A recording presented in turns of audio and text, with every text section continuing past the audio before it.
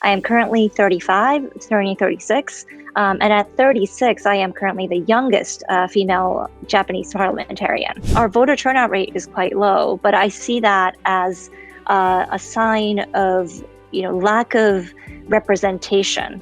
It's not that they're not interested in politics, it's that they very rarely see politicians, not only as regards China, but the rest of the world. We are living in the context of shrinking space for civil rights, shrinking space for human rights, shrinking space for rule-based international order globally. Japan, over post-World War II, I think has led a very pacifist approach to its politics, national security, and diplomacy. As early as 2016, we started seeing evidence of mass detainment at a scale unseen before. Of course, this region has always suffered from human rights issues, and I think we all know that. The United States has, already declared that more than 2 million people have been detained, and under the Genocide Convention, of the UN, where Japan is still not a signatory to, forced sterilization of women, forced separation of children from their parents.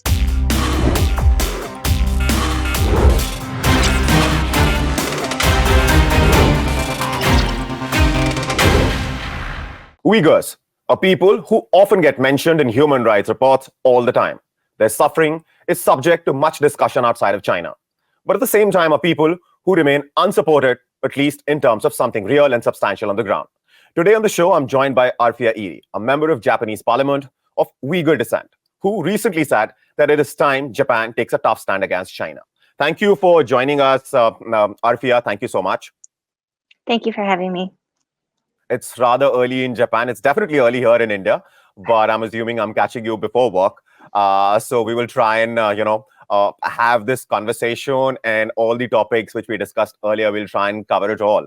But to begin, I mean, first of all, let's talk about, getting elected to the Japanese parliament, because of course you happen to be on the younger side. Japan, as has often been said, is a country which is on the older side in terms of the average, age of the population. So could you, to begin with, talk to us a little bit about the political scenario, the political situation in Japan, and being, a young parliamentarian? Sure, absolutely. One of the reasons why I ran for office to begin with was because I couldn't see within Japanese politics people who looked like me, people who sounded like me, people who thought like me, even though I was surrounded by people like that in real life. One of the biggest aspects of that lack of diversity, I think, is the lack of age diversity here in Japan. I am currently 35, turning 36. And at 36, I am currently the youngest female Japanese parliamentarian, both in the lower and the upper houses. In Japan, you can run for the lower house by the time you're 25, and you can run for the upper house by the time you're 30. And so given that aspect, the fact that a 36-year-old woman is still the youngest woman is of a grave concern to me. Gender parity also is another concern. In the lower house where I am, 10% of the lower house is women. In the upper house, 25% is women. Obviously, within our population, we have much more younger people. And of course, half of our population is female. And so having that lack of representation was concerning to me. And it is one of the reasons why I ran. And in terms of, the political situation at this point in time in Japan, do you see, young people interested in politics? I do, yes. But our voter turnout rates are still quite low. So in comparison to those in their 60s or 70s, voter turnout for those in their 20s and their 30s hedge around 30% to 40%, while it goes up to 60% to 70% for those in their 60s and their 70s. And so almost half as much people in their 20s and 30s are voting in comparison to those in their 60s and 70s. So our voter turnout rate is quite low, but I see that as a sign of lack of representation. It's not that they're not interested in politics, it's that they very rarely see politicians who they can relate to, politicians who they can see represent the thoughts and ideas that they have. And I think that if we have more representation, we will see a better voter turnout rate among the young people as well. And one thing which I really wanted to talk to you about, of course, there's a whole host of things that we'll be discussing over the next 20-25 minutes. But you asked Japan to sort of, take a tougher stand against China's human rights violations. And of course, you were speaking in reference to the 12 million Uyghurs living in China. And if you could, at this point in time, talk to us about what have you seen happen since you made that statement in Japan? Sure.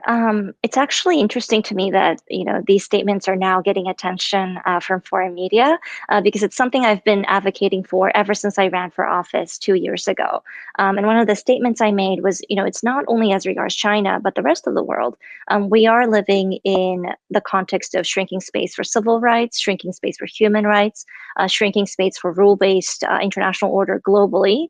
And I think we are experiencing that both here in Japan and in India as well. And within that given context, Japan, of course, is still the strongest democratic economy in Asia.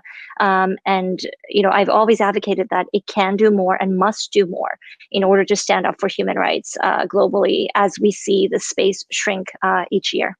And we will definitely talk about the concrete steps that you would like to see Japan take. But before we do that, quickly, I mean, Arfiya, is that name, because I've heard that quite a lot, of course, in this part of the world as well.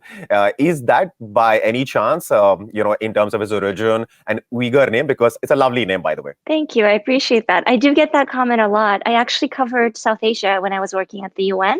And so from our South Asian colleagues, I always, heard that Arfiya was also a South Asian name. And I'm very honored and humbled about that fact. My name is of Uyghur origin. It's rare in the Uyghur language, but it's still of Uyghur origin. And the reason I ask you that question is because Uyghurs at this point in time, although they're a significant minority, because we're talking about at least 12 million people, happens to be a people, a culture which is under threat. And it'll not be an exaggeration if, at least in terms of the culture that it is, somebody used to say that, it's at the verge of extinction. So, identities like these, standing out, and you're in Japan, is important. So thank you for sort of, talking to us about your name there. And now, Japan, of course, has had a history with China, which, especially the, years, the decades after World War II. Do you think it is because of that history, that gory history that Japan has with China, of, the kind of brutalities, atrocities that we saw at that point in time, that Japan has perhaps not been as tough as you would like it to see in terms of, its foreign policy towards China and its critique of, the Chinese policies in Xinjiang against the Uyghur people? That's a really interesting question. I actually do not agree. I think that, Japan over post-World War II, I think has led a very pacifist approach to its politics, national security, and diplomacy. And I think the lack of strength we're seeing, in my own words, in terms of standing up for human rights and international security crises today, I think is a result of decades and decades of pacifist diplomacy and pacifist national security strategy. I think we are learning over time, and I think the entire Japanese public in that regard is learning over time, especially within the past 5 years, that this is now outdated. And this is why, I am not only advocating for stronger stance on human rights globally, not just China, but globally, but also amendments to our constitution, which is very pacifist and still doesn't have our self-defense forces written in it. So I think it's a multifaceted matter where we really need to update both our constitution, our national security strategy, and our diplomatic strategy, including human rights diplomacy, to align with the time of the day, which is that democratic countries, democratic principles are globally under a threat. Interesting you say that, because, when it comes to minorities in other parts of the world, wherever such a thing might be happening, they do get attention, they do get support. But when it comes to Uyghurs, not much has happened. Of course, there is rhetoric. Of course, US says something. Of course, in every other human rights reports, there is a mention of the Uyghurs in China. But in terms of something real, something substantial, something concrete on the ground, there's not much that can happen. So in terms of steps, if you were addressing at this point in time the rest of the world, what would you like to say to countries, to nations? Thank you for that question. I definitely see, and I agree with you, a significant lack of progress when it comes to Uyghur human rights crisis. As early as 2016, we started seeing evidence of mass detainment at a scale unseen before. Of course, this region has always suffered from human rights issues, and I think we all know that. But starting from 2016, we've seen the scale of that abuse really exaggerate and scale up to an extent we haven't seen before. It included, it started with mass internment, and unlawful mass internment of Uyghur people in general, but it also, led to surveillance, mass surveillance in the entire region of the Uyghur people, using advanced technologies like facial recognition technology. Also mass surveillance using, surveillance technology for what is happening on your phones, and what you are saying, how you're communicating with other people. It also extended to, rise of orphanages in the region, because so many orphans were being left behind with their parents detained. And then we started seeing evidence of forced labor. Lawyers, doctors, professors were being arrested and being sent to forced labor, in the region and outside of the region and rest of the factories in China. Now, mass atrocities of this scale, the United States has, already declared that more than 2 million people have been detained. We expect that number to have risen.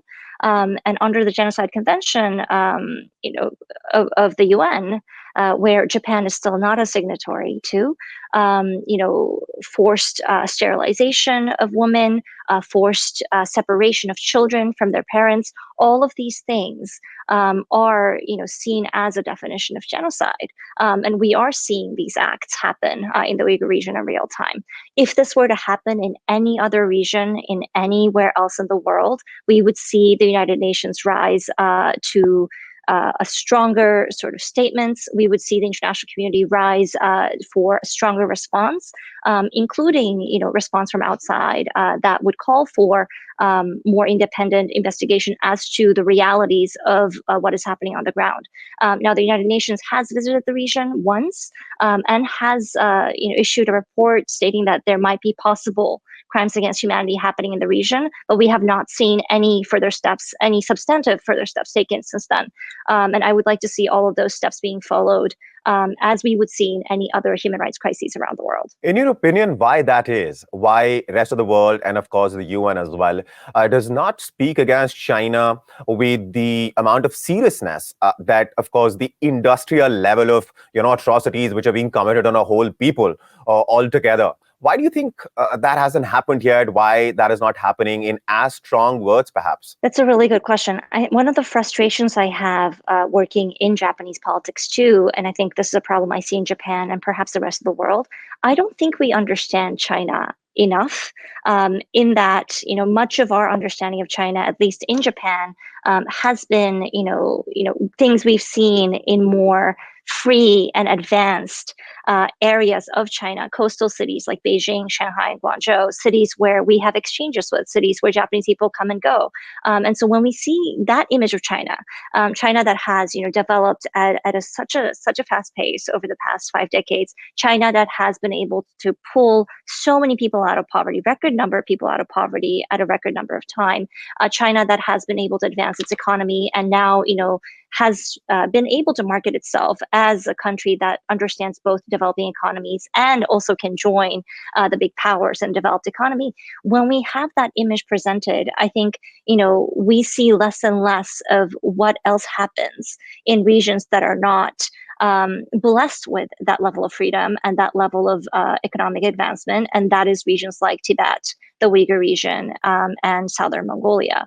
Now, these regions, of course, I used to do Uyghur studies, and so I do see myself as an expert in the region as well. The Uyghur region, of course, has economically advanced over the past 6 decades. There's no question about that. But when you look at how it has advanced and who has benefited from these advancements, the numbers are clear that the Han Chinese population in the region are doing much better than the Uyghur population in the region, although overall their economic status has risen. We also see that in terms of freedoms that people are given, how much freedom of speech you have, how much freedom of movement you have, how much freedom to practice your own faith that you might have. All of those freedoms are so much more contained in the Uyghur region than it is in China. And I think the global community sort of doesn't have enough access to these regions, as well as access to accurate information coming out from these regions to truly see and experience from a neutral perspective how grave these human rights violations are, and they are grave. Indeed, indeed. And now, one more thing which I really want to talk to you about, of course, is the fact that you spent a considerable amount of time in China as well. Until about the age of 10, you were in Japan, and then because of your father's job, you moved to China. So, if you could, talk to us a little bit about, those years in China. What did you feel? Because, as we were discussing earlier as well, the real starting point of any kind of discrimination or racism actually starts, with the looks. So amongst the Han Chinese, of course, I'm sure you did stand out. So what was your experience? Sure. No one has asked me that before, so thank you for that question. I actually was in a very unique situation where, I was a Japanese national living in China. My father was an expat working in a Japanese company, and I attended an American school. And so inside my own schooling system and where we were living with other expatriates in China, I experienced little to no discrimination, of course. However, when we stepped outside of that community, when we would be walking down the street, trying to go shopping, for example, there would be identifications of, assumptions that we were Uyghur. And back then, there already was a state-sponsored sort of negative impressions that were being held against the Uyghurs, that we were sort of not to be trusted, we were thieves, we were terrorists, and these kinds of state-sponsored violent speech, hate speech against Uyghurs would expand over time. But by the time I was a child, I already saw beginning stages of that, where if you would be walking down the street in Shanghai or Guangzhou and you spoke in Uyghur and you looked Uyghur, people would sort of be very alerted and assume that you would steal from them. And these were images that were being presented of the Uyghurs during that time in inner China. And I definitely experienced that as a child as well. And of course, after that, you moved to the US. You finished some of your studies there. And after that, you, of course, moved to Japan. So if you could, talk to us about seeing that in China, then moving to the US. What do you notice? What do you think at that point in time the world was sort of, taking this situation as, and has anything changed? So I completed my studies in Guangzhou, at American School in Guangzhou, and then went on to pursue a university education at Georgetown. And in the beginning, I was really interested in the Middle East, actually, and foreign policy of the United Right. States and Japan as regards to the Middle East. However, once I got to the United States, I was shocked at the lack of understanding the English-speaking academia had in terms of Central Asia, Central Asian studies, and especially when it came to the Uyghur region. It relates back to the points I made earlier about how we as a world have been left behind in terms of our understanding of the Uyghur region. And it's such a loss to the entire world because this region has been so central to world history over time. It was a part of the Silk Road, and it has experienced many dynasties, has contributed to many dynasties over time.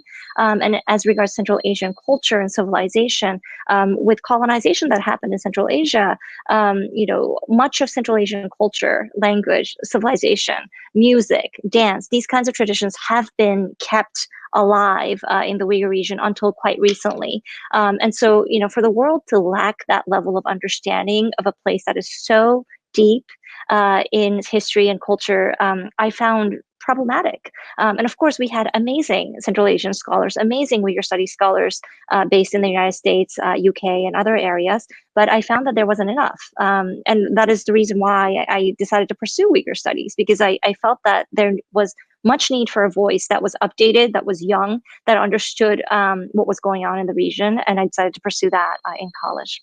And since you made that statement, has it resonated? Or what have you been hearing from your colleagues? Yeah, I mean, I've always advocated for, again, a tougher stance on any kind of human rights violations for Japan. I currently am on the board of our multi-party alliance on human rights diplomacy, where we discuss issues in Ukraine, where we discuss issues in Gaza, and of course, we discuss issues in China as well. But I've always advocated that, we must have a consistent approach when calling out other countries on human rights violations. And, I am working very hard with my like-minded colleagues in order to make sure that every single issue that is presented to Parliament is approached in a fair manner and is approached in a principled manner, as we see in Japan, as sort of a principled human rights value-based approach. Right. And also, correct me if I'm wrong. I mean, it's one thing to, of course, raise these issues, whether in Japan or in India, or for that matter, even in the US. But the other side, which we also sort of, briefly touched upon right in the very beginning, is that, of course, there is the vocal criticism of what China has been doing. But at the end of the day, what will really sort of, have any impact on the ground is something substantial, something concrete. So do you think the world is in a position to negotiate that with China? And if not, what could be done to ensure that the world reaches that point wherein China can be held accountable, as far as its violations are concerned in Xinjiang against the Uyghurs? Abhishek, that's a great question. And thank you so much for asking that. One of the main reasons why I advocate for a consistent approach on human rights here in Japan too, is exactly the point that you mentioned. I think that any kind of human rights violation, especially atrocities of this scale, must not go unaccounted for. We must not be setting a precedent where human rights violations go unaccounted for if it happens in a specific country. That said, having worked at the United Nations myself and having been elected to office, I do see over time, even within my career, and again, this is not just about China, it's about the rest of the world, there is a point to the international community raising its voice, raising its concerns, and consistently doing so. So my ask to the international community is, one, to not never stop talking about this issue. It does have an impact. It is important that we consistently raise this issue as an issue of concern to Chinese authorities. It is important that we ask the United Nations and other multilateral organizations to do their jobs in order to make sure that fair and reliable investigations are being done continuously and being followed up on. Also, that they also hold themselves accountable to the reports that they have published and early warning signs that they have multiple times over time in history have said that they will never miss again every time a human rights violation has happened. The pattern that we've seen in the United Nations, and as a former UN officer myself, I find this very regretful, that oftentimes we see early warnings all the time. And we tend to sort of talk about early warnings and not do enough to call on countries to act upon these warnings, or to call on countries to stop violations when they, just first begin at a smaller scale. And I would like to call on multilateral institutions to hold themselves accountable, as well as us member states to hold ourselves accountable to never stop advocating for these issues. And I can't let you go without talking to you about India-Japan relationship, because Sure. both countries enjoy a special relationship, and in that sense, I mean, going forward, what kind of relationship? Because of course, Japan and India are also members of Quad. The meeting, the summit was just held in the US. Indian Prime Minister, along with the Japanese Prime Minister, they were in the US and met the US President, along with, of course, the Australian Prime Minister. So in terms of the evolution of this relationship, what do you see? What would you like the collaboration, the cooperation to evolve into? Thank you. I, again, covered South Asia as a desk officer at the United Nations myself. It was an honor of my life to be able to work on South Asia and work with colleagues all over South Asia. And as you've mentioned, Abhishek, we have a fantastic relationship with all nations in South Asia. And as partnered Asian countries, India and Japan, partnered strong Asian democracies, must continue its relationship and must continue working together in order to protect rule-based international order, protect human rights, and protect civil rights all over the world as we see these values under a threat. I think it was great that we had a Quad meeting in Wilmington recently, and that the commitment to Quad countries on free and open Indo-Pacific was reiterated. It is so important given our global context right now, and I think that there is also much more avenues for us to collaborate further. including in socio-economic aspects and in development in Asia and all over the world as well. And I look forward to that developing. Thank you for taking out, time for us so early in the morning. Thank you for talking to us. Thank you for having me.